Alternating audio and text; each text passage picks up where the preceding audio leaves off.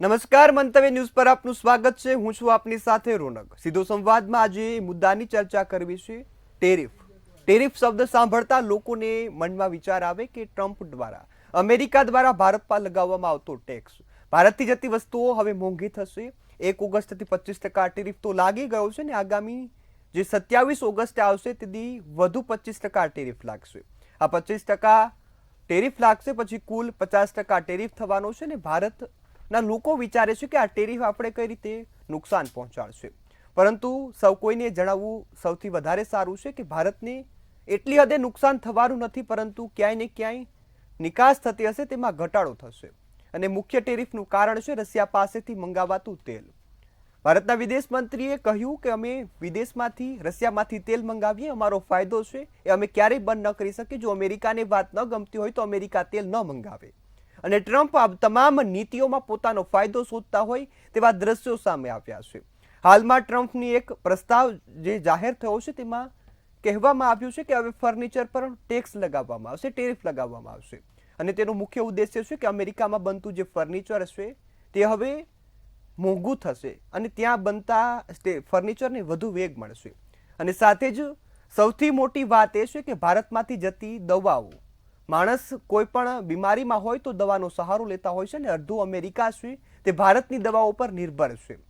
જેમાં વાત કરીએ તો ગુજરાત પણ મોટા અંશે પોતાનો ફાળો આપે છે, 70% જેટલી દવાઓનો નિકાસ અમેરિકામાં કરે છે। ત્યારે હવે જોવાનું એ રહ્યું કે આ તમામ ટેરિફથી ભારતને કયા પ્રકારની અસર થશે। આજે સીધો સંવાદમાં મુદ્દા પર ચર્ચા કરવી છે ને સંપૂર્ણ જે ટેરિફની ટોક છે તેની સાથે ટેરિફનો જે તકરાર છે તેને લઈને તમામ નિષ્ણાતો પાસેથી આપણે એ સલાહ લઈ અને તમામ સમાધાન મેળવવા છે।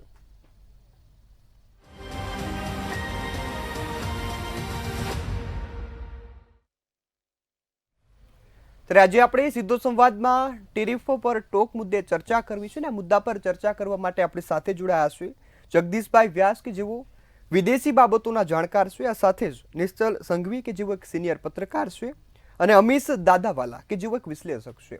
આપ સૌ મહાનુભાવોનું મંતવ્ય ન્યૂઝ પર સ્વાગત છે।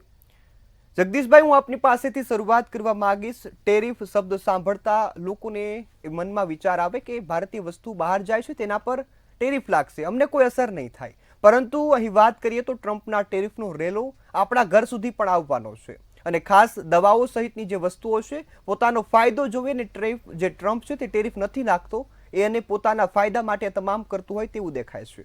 જી હા જી, હવે ટેરિફ શબ્દ તો હવે આપણે છેલ્લા થોડા મહિનાથી બહુ જ જાણીતો થઈ ગયો છે, પરંતુ આપણે એક સિમ્પલ વસ્તુ સમજીએ કે ટેરિફ કોના માટે છે, કોને લાગે છે।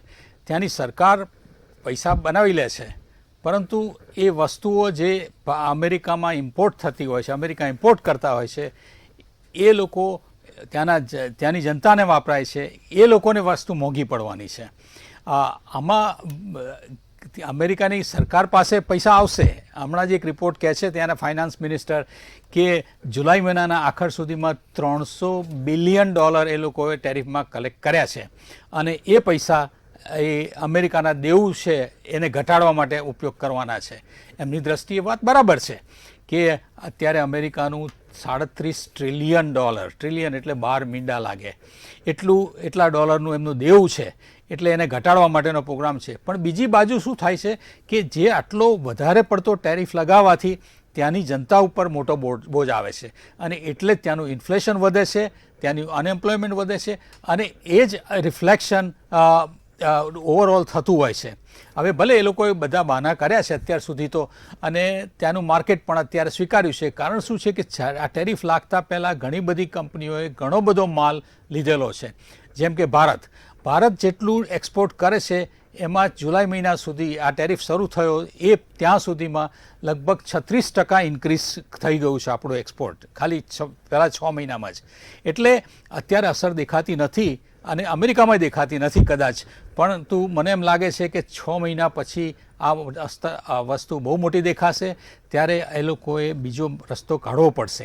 અમે અમુક વસ્તુ તો હવે ટ્રમ્પે અને એની જે ટીમ છે એ લોકોએ સ્વીકારેલું છે। દાખલા તરીકે આજે એમણે એનાઉન્સ કર્યું કે અમારું જે હતું કે free trade agreement Mexico, Canada અને અમેરિકા સાથે એ પહેલાં હતું એવું જ ચાલુ કરશે. એટલે 85% વસ્તુઓ જે ઇમ્પોર્ટ થશે કેનેડા અને મેક્સિકોથી એમાં કોઈ પણ જાતનો ટેરિફ લાગશે નહીં. જે આ પહેલાં એ 25%, 30%, 35%ની વાતો ચાલતી હતી. એટલે એમણે પોતાનું પિલ્લું લપેટવા માંડ્યું છે. કારણ શું છે કે જે પબ્લિકની રિસ્પોન્સ આવે અને જેવું ઇકોનોમી ત્યાંની દેખાય એટલે તરત એમને એના પગલાં લેવા જ પડે એવા છે. બીજું, હમણાં ગઈકાલે એમણે ફેડરલ રેટ ઘટાડવાની વાત થઈ છે, એના લીધે પણ થોડું માર્કેટ સોફ્ટ લાગે છે.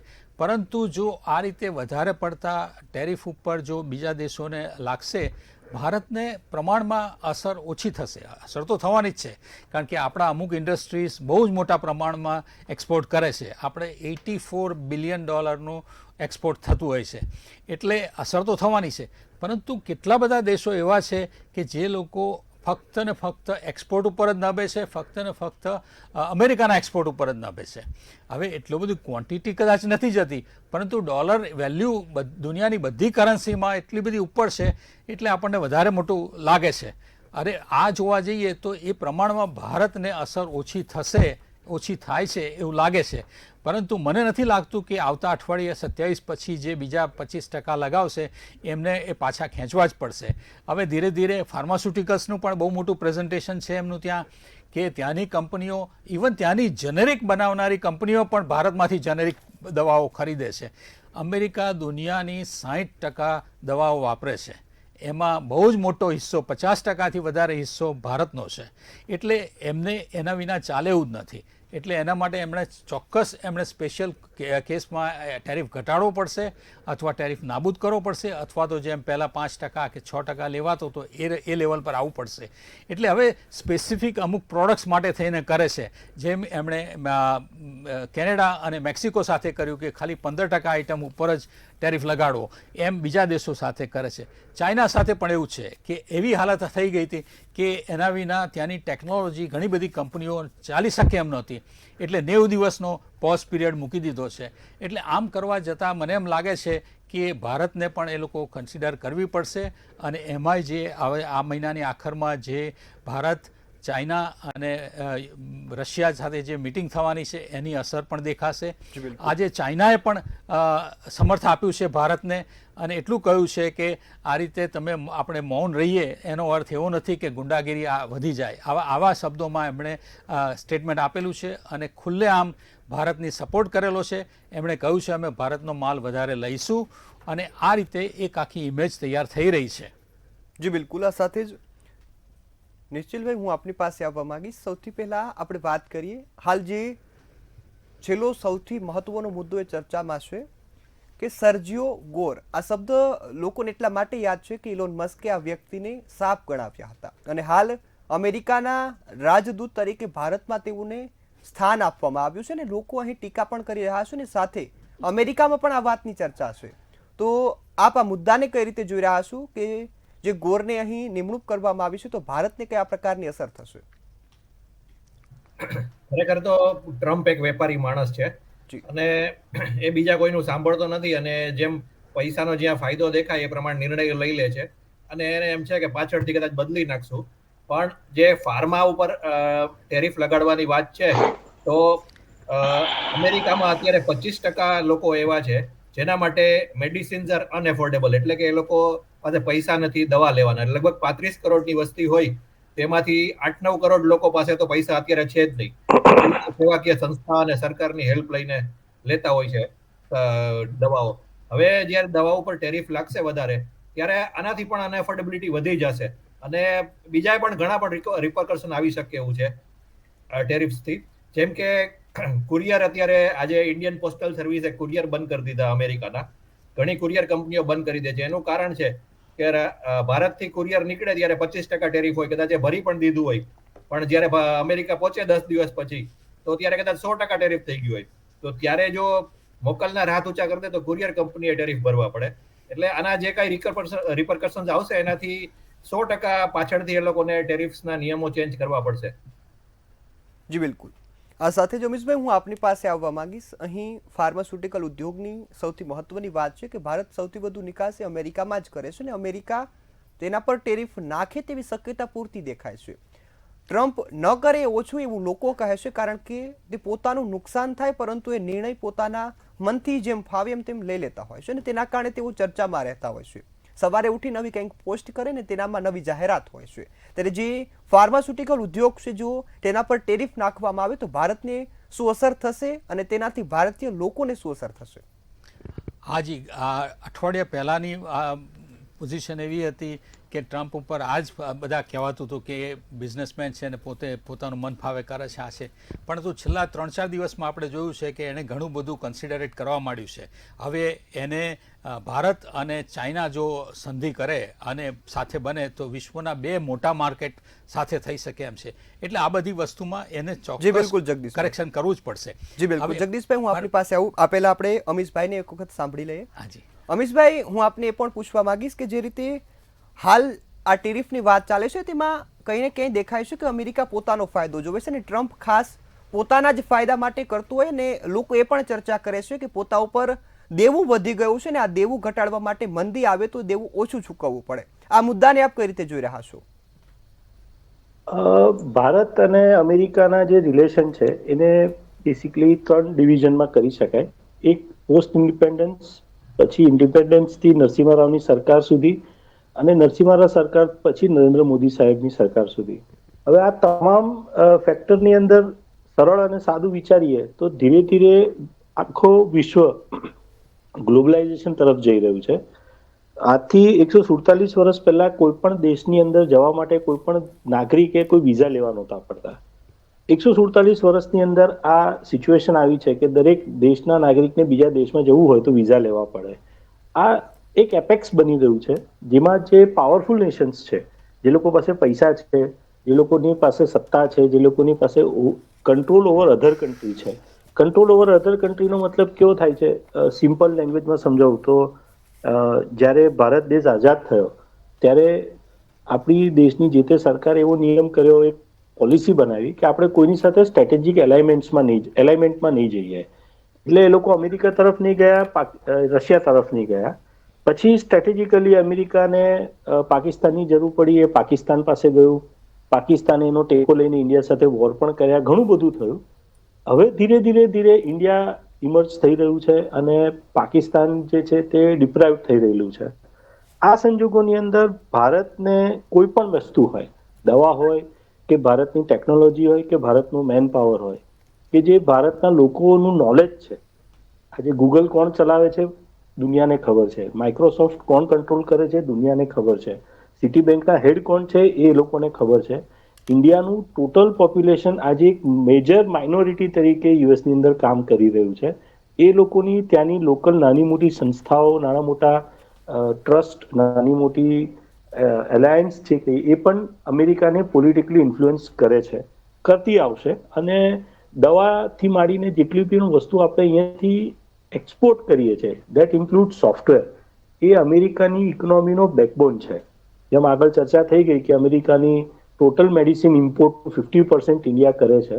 એટલે આ બધા ફેક્ટર્સ એક વેપારી તરીકે ડોનાલ્ડ ટ્રમ્પે વિચાર્યા જ હશે અને એના કાઉન્ટર માટે આપણા દેશનું જે ફોરેન એક્સટર્નલ જુએ છે, ફોરેન પોલિસી જુએ છે, એસ જયશંકર છે, નરેન્દ્ર મોદી સાહેબ છે, આ લોકોએ પણ આનો કોઈ કાઉન્ટર તૈયાર કર્યો હશે ખૂબ સરસ રીતે. એક નાની વાત કરીને મારી વાત પૂરી કરીશ. આઈફોનનું મેન્યુફેક્ચરિંગ 100% 17નું આઈફોન 17નું 100% મેન્યુફેક્ચરિંગ ઇન્ડિયામાં થવા જઈ રહ્યું છે અને એનો મેજર પોર્શન જે છે તે અમેરિકામાં એક્સપોર્ટ થવાનો છે. એટલે અમેરિકા કોઈ એક દરવાજો બંધ કરશે તો ભારતની હાલની સરકાર અને ભારતની હાલની વિદેશ પોલિસી એવું છે કે બીજા કોઈ રસ્તા ખોલી અને પોતાની જે ઇન્કમ છે એક્સપોર્ટ થ્રુ એ મેન્ટેન રાખશે, આવું મારું માનવું છે. જી બિલકુલ. આ સાથે જગદીશભાઈ, હું આપની પાસે આવવા માંગીશ. જે રીતે આપ સૌએ વાત કરી અને જણાવ્યું કે ટ્રમ્પ એક વેપારી નેતા તરીકે ઉભરી આવ્યો છે, પોતાના ફાયદા માટે કોઈ પણ દેશના હિત વિશે વિચારતા નથી અને એ જ ભારત સાથે કરતા હોય તેવું જોવા મળે. થોડા સમય માટે એ ભારતનો મિત્ર બને છે, જે બાદ આપણે પણ એની સાથે મળી અને ઘણા પ્રોગ્રામો કર્યા. નમસ્તે ટ્રમ્પ, આ સાથે જ આપણે અહીં કરોડોના ખર્ચ કર્યા, પરંતુ એ મિત્રતા હવે દેખાતી નથી. હાજી, ટ્રમ્પ કોઈનો મિત્ર છે જ નહીં. એ ફક્ત ડોલરનો જ મિત્ર છે.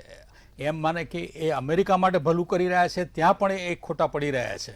અને હવે આ પરિસ્થિતિ ચાલી રહી છે. મને એમ લાગે છે કે બીજા 3 વર્ષ આવી પરિસ્થિતિ રહેશે, જ્યાં સુધી ટ્રમ્પ એના રાજમાં છે ત્યાં સુધી.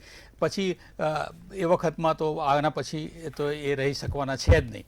પરંતુ આ જે આપણે ફાર્માસ્યુટિકલ્સની વાત કરી તો સાચું છે કે ભારતમાંથી, ખાસ કરીને આપણા ગુજરાતમાંથી ઘણી બધી દવાઓ અમેરિકા જાય છે. કેટલી બધી કંપનીઓનું ઇક્વિટીનો બહુ મોટો પોર્શન 40 થી 45% અમેરિકાના એક્સપોર્ટ ઉપર છે. એટલે અસર તો બહુ જ મોટી લાગે. પરંતુ એની સામે જોઈએ તો અમેરિકામાં ફાર્માસ્યુટિકલ્સ ઇન્ડસ્ટ્રીનું પણ એક બહુ જ મોટું લોબિંગ છે. એ લોકો રિસર્ચ ખૂબ સારી કરે છે, ખૂબ સારી રિસર્ચ પ્રોડક્ટ લઈ આવે છે. એમને ફક્ત એમની રિસર્ચ પ્રોડક્ટ વેચવામાં રસ છે. બાકી જેનરિક માટે એ જ્યારે એમની પેટર્ન પૂરી થઈ જાય ત્યારે એ લોકો ભારત ઉપર જ ડિપેન્ડ છે. એટલે ભારત જ સપ્લાય કરે છે એ જેનરિક ફાર્માસ્યુટિકલ્સ, અને એના કારણે જ અમેરિકાની આ જે મેડિસિન અને હેલ્થ કેરની ઇન્ડસ્ટ્રી નભી રહી છે એવું કહેવામાં આવે છે. હવે જો આટલો મોટો 150% જેટલો ટેરિફ લગાડવાની વાતો કરે, એમને એ પોસાવાનું જ નથી, કોઈ રીતે થઈ શકવાનું જ નથી. હવે જો ટ્રમ્પ આ બધી બાબતને જ્યાં સુધી કન્સિડર ઇમિડિયેટલી ના કરે ત્યાં સુધી આવું તંગ વાતાવરણ રહેશે. પરંતુ મને એમ લાગે છે કે હવે જેમ જેમ એણે જેમ આગળ કહ્યું એમ કે કેનેડા અને મેક્સિકો સાથે રિલેક્સેશન એટલી હદ સુધી કરી નાખ્યું કે પહેલાં જ્યારે એના સરકાર પહેલાંની સરકારમાં જે હતું એ જ લેવલ પર પાછું લઈ આવ્યા છે. એટલે ભલે એમની અત્યારે અમુક કન્ટ્રીમાંથી ડિપેન્ડ્સ થવું છે, એમની પર નભે છે, માટે થઈને $300 બિલિયન એમણે ઊભા કરી લીધા છે. પરંતુ એની સામે એ પૈસા સરકાર રાખે છે અને પબ્લિકને આ નુકસાન જવાનું છે. ત્યાંની ઇન્ફ્લેશન વધી ગયું છે અને ઘણા બધા લોકો કહે છે કે હવે ત્યાં વસ્તુ પોસાય એવી રહી જ નથી. હવે જો આ વસ્તુ આ પરિસ્થિતિ આવે તો બહુ જ મોટા હોબાળા થશે. આ સિવાય પણ ઘણા બધા સ્ટેટે એના અમુક ડિસિશન સામે કેસ પણ કરેલા છે. એના ફેડરલ કોર્ટ સુધી એના અમુક કેસીસ ગયેલા છે. એટલે આ બધું કન્સિડરેશન ઇમિડિયેટ કરવું પડશે. પણ હાલ થોડો સમય માટે ભારત માટે આ ટેન્સ લાગશે આવવા, પણ મને લાગે છે કે ભારતને એટલી બધી અસર નહીં થાય. કારણ કે બીજી બાજુ જોઈએ તો ભારતે હમણાં જ આપણો જીએસટી રેટ ઘટાડવાની વાત થઈ ગઈ છે અને એના 2 એલિમિનેશન કરવાના છે. એટલે એના કારણે આપણા અહીંના લોકલ ઉદ્યોગને બહુ જ મોટો ફાયદો થશે. એટલે જ્યારે કે એક્સપોર્ટ કરવાનું આવશે ત્યારે પણ હવે એફોર્ડેબલ એક્સપોર્ટ થઈ શકશે, કારણ કે એમને ટેક્સ ઓછો. એ જ પ્રમાણે આમ જોવા જઈએ તો આપણે ભારત આ રીતે પોતે સ્ટ્રેટેજિક પ્લાનિંગથી આગળ વધી જ રહ્યું છે અને પોતે આપણે આત્મનિર્ભર થવાની વધી શકીએ એટલા એ પરિસ્થિતિ પર આપણે આવી ગયા છીએ અને આવી રહ્યા છીએ. બીજી બાજુ અમેરિકા ભલે ચાઇનાને અત્યારે અમુક માટે ગરજ છે એને, પરંતુ એને માટે સ્ટ્રેટેજિક પ્લાનિંગ ઓલ્ટરનેટ માટે ભારત સિવાય બીજો કોઈ ઓપ્શન નથી. એટલે ઘણી બધી કંપનીઓ હવે ભારત તરફ વળી રહી છે અને વધી રહી છે. આ રીતે આપણે એક મોટું એક્ઝામ્પલ જોયું કે એપલ ફોન જે બનાવે છે તે કંપની પોતે હવે નક્કી કર્યું છે કે 100% એમના નવા ફોન બધા ભારતમાં જ બનશે. હવે આ બહુ મોટા માર્કેટને ભારતને એટલું બધું એમ્પ્લોયમેન્ટ ઊભું થાય છે. એટલે મને એમ લાગે છે કે ભારત વિના એનું ચાલે એવું નથી. બીજું એક કે ત્યાંના એક નિકી હેલી કે જે ઇન્ડિયન ઓરિજિન છે, પરંતુ એ રિપબ્લિકન છે અને આ પહેલાં ટ્રમ્પની જ્યારે સરકાર હતી ત્યારે એ યુનાઇટેડ નેશનના એમ્બેસેડર તરીકે બહુ સારી પોઝિશન પર હતા. ખૂબ વ્યવસ્થિત અને બહુ જ પ્લાનિંગવાળા છે, કારણ કે એમણે ઘણા વર્ષો સુધી સાઉથ કેરોલાઇનાના ગવર્નર તરીકે કામ કરેલું છે. એટલે યુનાઇટેડ નેશનમાં કામ કરેલું છે. એટલે એમનું પણ કહેવું છે કે અમેરિકા જો ભારત સાથે સંબંધો બગાડશે તો બહુ મોટું નુકસાન થઈ રહેશે. એટલે ઓવરઓલ બધી બાજુથી પ્રેશર આવશે જ અને ટ્રમ્પને આ સરકારે એને ઘણા બધા કરેક્શન લાવવા પડશે. અત્યારે ભલે એના ઉકાળામાં છે, અત્યારે ઉભરો છે બધો, એટલે આપણને એવું લાગે છે, પરંતુ ઘણા બધા દેશોને એને માસિવ કરેક્શન કરવું જ પડશે. જી બિલકુલ. આ સાથે નિશ્ચલભાઈ, હું આપની પાસે આવવા માંગીશ. અહીં આપણા વિદેશ મંત્રીએ કહ્યું કે અમેરિકા સાથે વાટાઘાટો થાય છે, પાકિસ્તાન વચ્ચે કોઈ પણ મધ્યસ્થી દેશ આવશે નહીં અને અમારી જે લાલ રેખાઓ છે તેમને અમે ઓળંગીશું નહીં. અમારા જે ખેડૂતો છે, પશુપાલકો છે અને જે મત્સ્ય ઉદ્યોગ સાથે સંકળાયેલા લોકો છે તેમના હિત માટે કોઈ દિવસ સમાધાન નહીં થાય. આ મુદ્દાને આપ કઈ રીતે જોઈ રહ્યા છો? ખરેખર તો અમેરિકા એક પ્યોર કેપિટલિસ્ટ કન્ટ્રી છે, પરંતુ અત્યારે એનું જે બિહેવિયર છે એ કેપિટલિઝમથી વિરુદ્ધ છે અને દરેક વસ્તુમાં પોતાને ફાયદો થાય એવું કરવાનો પ્રયાસ કરી રહી છે. મારા હિસાબે અત્યારે પહેલો મુદ્દો ખરેખર તો ટેરિફ નથી. પહેલો મુદ્દો એ છે કે ટ્રમ્પની ઇમ્પલ્સિવનેસ ને અનપ્રેડિક્ટેબિલિટી છે કે એ દર કલાકે નિર્ણય ફેરવતો હોય એવું કરે છે. કે પહેલા એને કીધું હતું કે ફાર્મા ઉપર ટેક્સ નહીં લાગવામાં, ટેરિફ નહીં લાગે. પછી એને કહ્યું કે 25% લાગશે. જુલાઈમાં કહ્યું કે 100% લાગશે ટેરિફ, અને ઓગસ્ટમાં એવું કીધું કે 250% સુધી લાગશે ટેરિફ. એટલે ધારો કે હું મારા ફેમિલીને એમ કહું કે કાલે આપણે બોમ્બે જવાનું છે, પછી 1 કલાક પછી કહું કે હવે દિલ્હી જવાનું છે, 1 કલાક પછી પાછો કહું કે ગોવા જવાનું છે, તો લોકો એમ કહેશે ને પેલા નક્કી કરીને આવો. એટલે ટ્રમ્પ પોતાના નિયમો ગમે ત્યારે ફેરવે છે, જેનાથી ખરેખર એવું થશે કે કંઈ પણ ટેરિફ નાખશે ને પછી લોકોનો જે રિસ્પોન્સ આવશે એ પોતાની જનતાને જ તકલીફ પડવાની છે. તેનાથી તે ચેન્જીસ આવવાના જ છે ફ્યુચરમાં. જી બિલકુલ.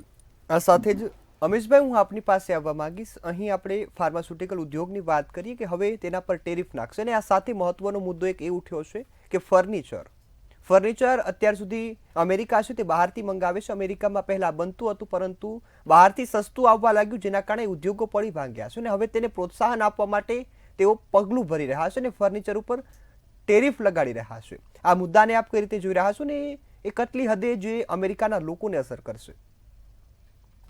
આપણે ત્યાં જે ઇન્ડિયામાં કલ્ચર છે અને એનાથી બિલકુલ વિપરીત કલ્ચર અમેરિકામાં છે. મારા ઘણા બધા મિત્રો સગાઓ અમેરિકામાં રહે છે. ત્યાં આગળ ફર્નિચર મેકિંગ એ છે ને બહુ મોટી ઇન્ડસ્ટ્રી છે. લોકો ઘર મૂવ કરતા હોય છે ને ત્યારે જોડે ફર્નિચર આપણી જેમ મૂવ નથી કરતા, ઘરના અંદર જ ફર્નિચર છોડી દેતા હોય છે. એટલે every next house is a new furniture. એટલે જે મલ્ટી બ્રાન્ડેડ કંપનીઓ છે એ લોકો ટ્રમ્પને કહી રહ્યા છે કે અમારી પાસે હવે બિઝનેસ એવન્યુઝ ઘટી રહી છે. એ લોકો જૂના ફર્નિચરનો નિકાલ નથી કરી શકતા અને નવું ફર્નિચર, લોકોને એડવાન્સ ફર્નિચર જોઈતું હોય છે. આ સંજોગોમાં ટ્રમ્પે, જે મારી અન્ડરસ્ટેન્ડિંગ, મારી રિસર્ચ છે એ પ્રમાણે કંઈક એવો સિનેરિયો થઈ રહ્યો છે કે એ લોકો ટેક્સ કટ તરફ જઈ રહ્યા છે, અને જે કોર્પોરેટ એ લોકોનું ટેક્સ સ્ટ્રક્ચર અત્યારે કંઈક 35%નું છે તે રિડ્યુસ કરીને 21% કરવાના છે, જેથી કરીને ત્યાંની આખી ટેક્સ સિસ્ટમને ઓવરઓલ થઈ જશે.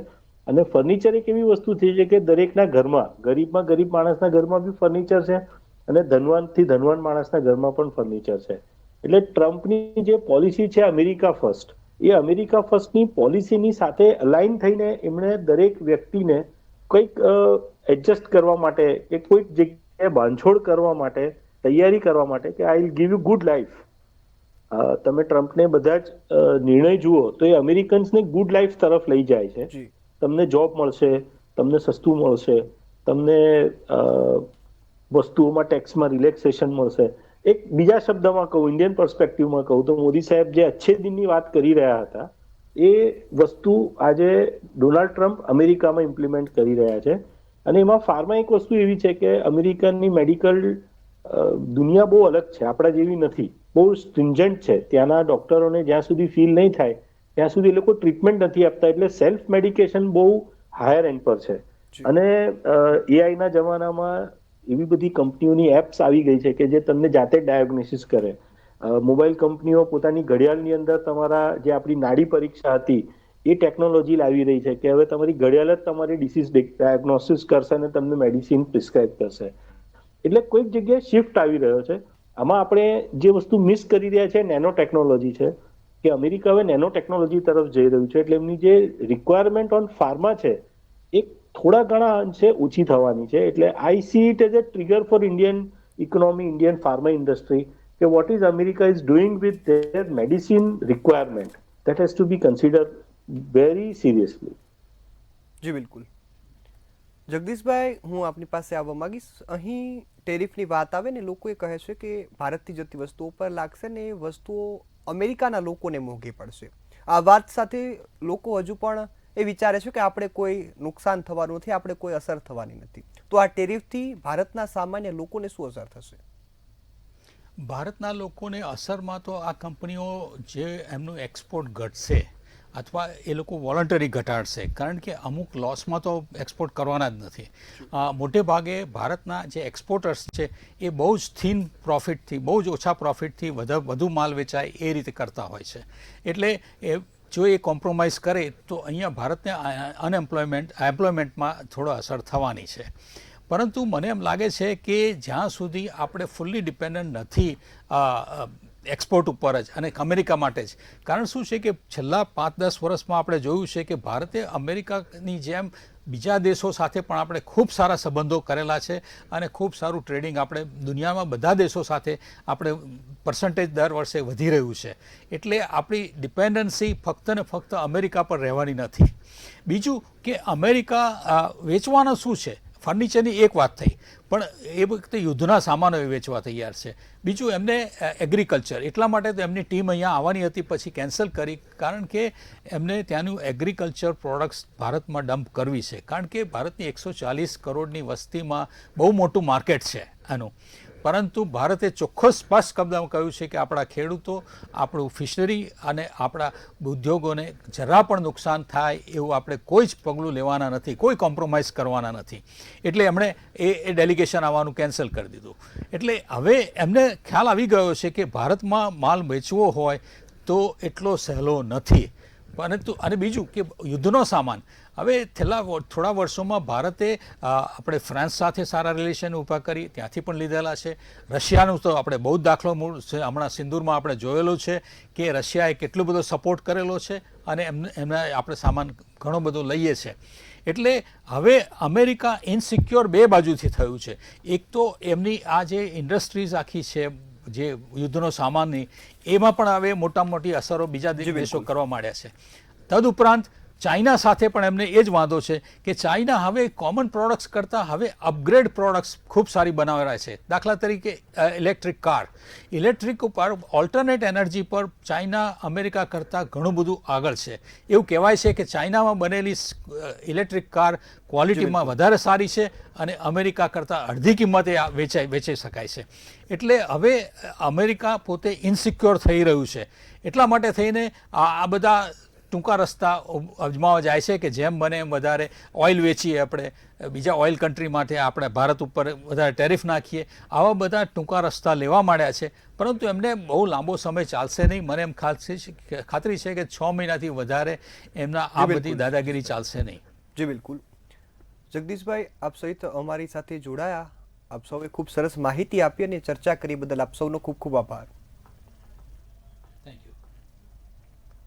હાલ તો આ ટેરિફની ચર્ચા આપણે કરી રહ્યા છીએ અને નિષ્ણાંતો પણ જણાવે છે કે થોડા સમય માટે મુદ્દો ગરમ રહેશે, લોકોની ચર્ચા વચ્ચે રહેશે અને જે બાદ આ મુદ્દા પર કંઈ ને કંઈ સમાધાન આવશે. ક્યાં તો અમેરિકા એ પ્રકારના પગલાં ભરશે અથવા તો આપણે અહીંથી વાટાઘાટો છે તે હજુ પણ ચાલી રહી છે ને ટૂંક સમયમાં આ વાટાઘાટો પૂર્ણ થશે ને ટેરિફનો ચોક્કસ આંકડો છે તે સામે આવશે ને વાટાઘાટો પૂર્ણ થશે, જે બાદ વેપાર વ્યવસ્થા સુધરશે. હાલના મુદ્દામાં બસ આટલું જ. ફરી મળીશું નવા મુદ્દા સાથે. ત્યાં સુધી મને રજા આપશો. નમસ્કાર.